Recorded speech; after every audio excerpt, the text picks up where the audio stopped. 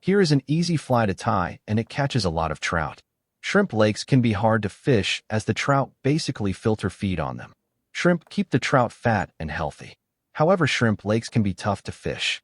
This pattern stands out from the crowd, and Brent likes to strip it with fast 4-inch pulls. Well, good day, folks. Today on the bench, we'll tie up freshwater shrimp. It's a simple looking pattern. We want to make sure we tie this one right.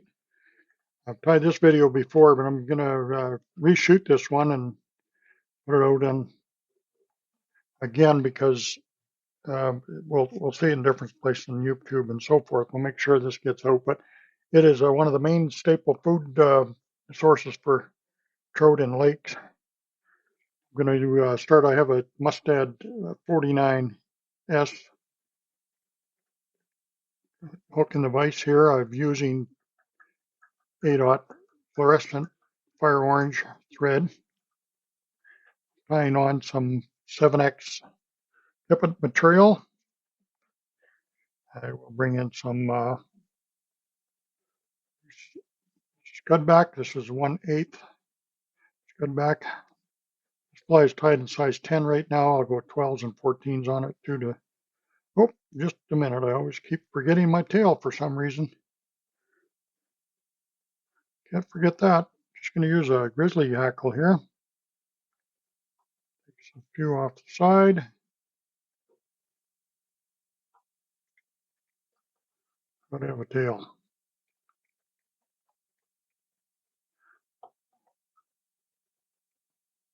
Adds a lot to the pattern. Okay, we got that good to go. Now I can bring in my scud back.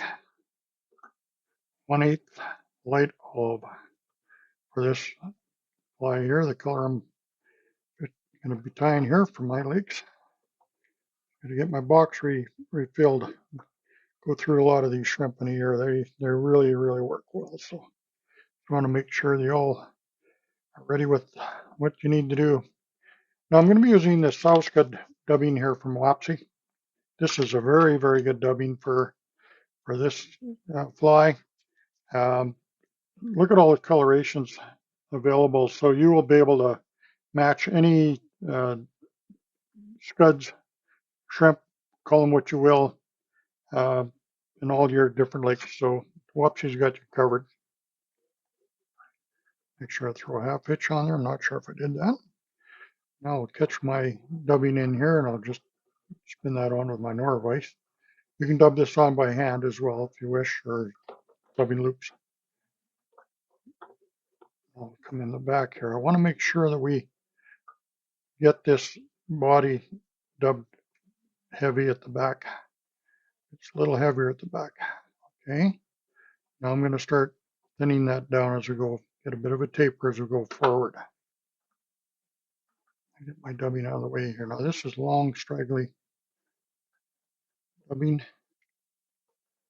I just want to make sure I flip that off. There we go. We get a few extra turns.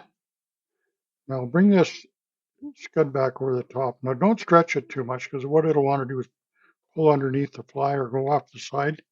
I just get in a kind of a soft, I'm just barely getting it on there. Just cover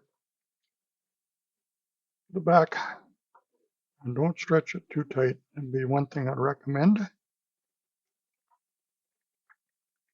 sure it's tied back over itself. Now we've got our 7X. When you start bringing this forward, you see why we left it kind of a little bit loose. Now you get some really nice segmentation in here. Just the way these shrimp look. It gives a really good imitation of a shrimp.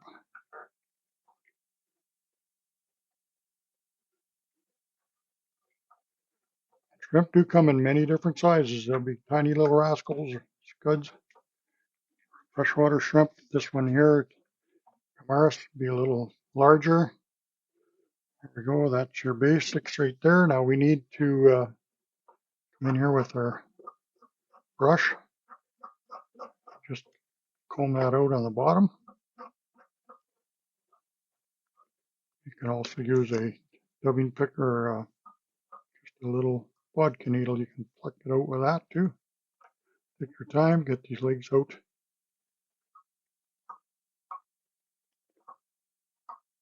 All the way through the body. And this fly here, I'm just going to trim a couple of these that are a little bit long right there.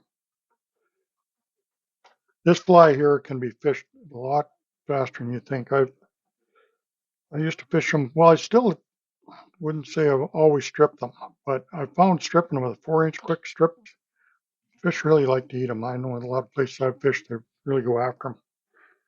Put my little Solraz bone dry on there and cure it with the UV light. And you'll see a little bit of that pink showing up underneath there, maybe with some of your thread, and maybe when it gets a little bit wet. That's why I like to fire orange. Show that little bit of that orangey body underneath the fly. And I've also fished this fly with a lot of success. If you're along some very prominent weed beds, like an edge of a weed bed, you put a small cork above this fly, maybe 3-4 feet or something like that, and throw it as tight as you can to the weed beds. Those fish will come out and hunt this one down. They'll see it and they'll be all over it. It'll be a great day. I've had some awesome days fishing that. I've had clients in there that were just, their arms are tired after just fishing them under a cork in the weed beds. So that's another way of doing it. And you can also strip them in marls and different other situations. Depends on your lake. Every lake's different. So we really do appreciate you catching us again on Sport Fishing on the Fly, and we'll see you again next time.